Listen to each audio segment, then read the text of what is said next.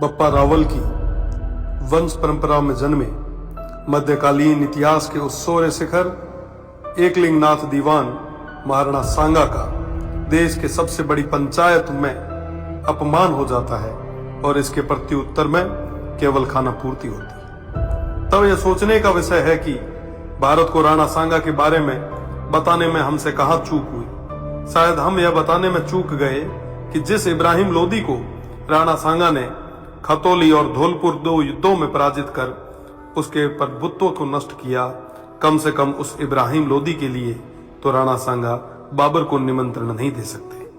1519 में गागरोन के युद्ध में मालवा के सुल्तान महमूद खिलजी को 3 माह बंदी बनाने वाले, ईडर के युद्ध में गुजरात के मोहम्मद शाह की सेना को पराजित करने वाले, दिल्ली, मालवा और गुजरात की संयुक्त सल्तनतों को हराने वाले तत्कालीन भारत के शक्तिशाली शासक राणा सांगा को कहां जरूरत है किसी विदेशी को आमंत्रित करके सहायता लेने की।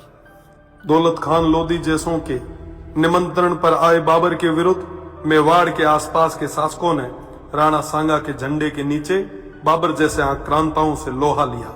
जिस राणा सांगा के साथ आमेर से पृथ्वीराज जी कछवाहा, बीकानेर से कल्याणमल जी, जोधपुर से मालदेव जी, मेड़ता से मीराबाई जी के पिताजी रतन सिंह जी व वीरमदेव जी, ईडर से भारमल जी, बूंदी से नरबत जी हाड़ा, सिरोही से अखेराज जी देवड़ा, सादड़ी से झाला अजय जी, चंदेरी से मदीनी राय प्रतिहार जी, हसन खान मेवाती सहित आसपास के सभी सरदारों का सहयोग हो, उन महाराणा सांगा को किसी विदेशी की सहायता की आवश्यकता नहीं। इस संयुक्त मोर्चे के बल पर राणा सांगा तत्कालीन भारत के सबसे शक्तिशाली शासक बने। फलस्वरूप स्वयं बाबर ने राणा सांगा को अपना सबसे बड़ा शत्रु बताया।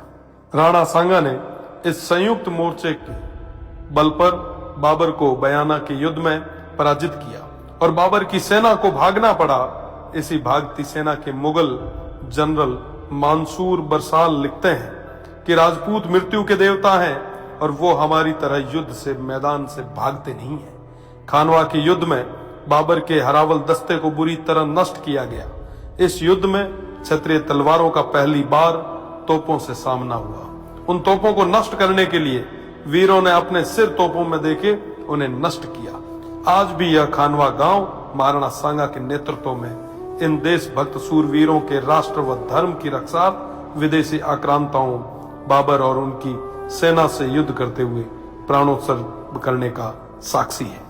राणा सांगा न केवल वीर थे बल्कि सभी धर्म और पंथों का सम्मान भी करते थे। राणा सांगा उत्तर भारत के स्वाभाविक नेता बन के उभरे।